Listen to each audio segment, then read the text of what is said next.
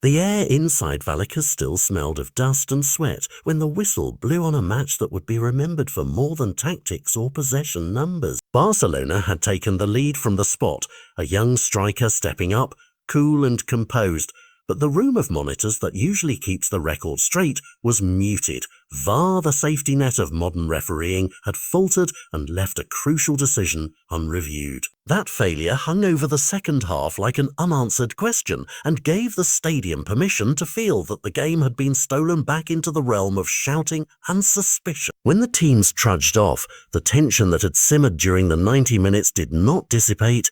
It reassembled along the narrow corridor leading to the locker rooms, where stands pressed so close you can almost feel the breath of the crowd. Alejandro Balde, in a gesture that once would have been ordinary and warmly received, stepped forward with the intention to hand a shirt to a young supporter.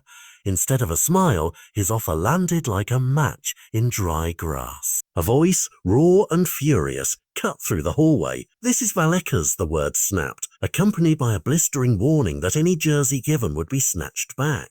The phrase landed as both insult and claim, a local identity declaring its ownership over the moment. Frenkie de Jong, level-headed and alert, read the room in an instant. He quietly guided his teammates away from the edge, a small peacekeeping movement that prevented an immediate escalation but could not scrub away the unease. Cameras captured the exchange, and within minutes clips were spreading across feeds. The shout, the crowd's edge, the brief stunned silence on the faces of players who were used to applause rather than confrontation. And then there was Lamine Yamal. Already at the center of the match's controversy for converting the penalty the referees awarded, he found himself targeted by fragments of rage from the stand. Objects hurled, taunts amplified, a young player turned, briefly and painfully, into a symbol of grievance. What had begun as a contest of skill had become a crucible for a string of larger failures.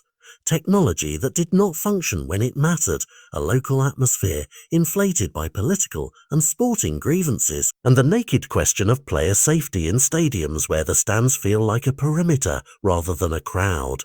The scene at Vallecas raises hard questions. How do governing bodies police zones of adjacency where players and fans are forced into uncomfortable proximity? What responsibility does a club have to control sections where protest and hostility are coiled together? And what does a VAR failure do to trust?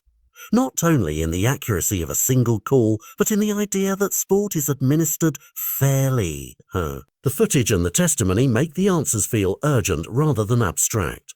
For Barcelona, the immediate task is to protect its players and to demand clarity and accountability from the match operators. For Rayo and its supporters, this episode is the latest flare in a longer history of distrust, a drama that mixes local pride, club politics and broader social frustrations that sometimes find a combustible outlet on match day. When images of the hallway exchange and the objects thrown circulated online, reactions were swift and polarized. Some defended Vallecas as a fortress of identity, others warned that identity cannot be an excuse for intimidation.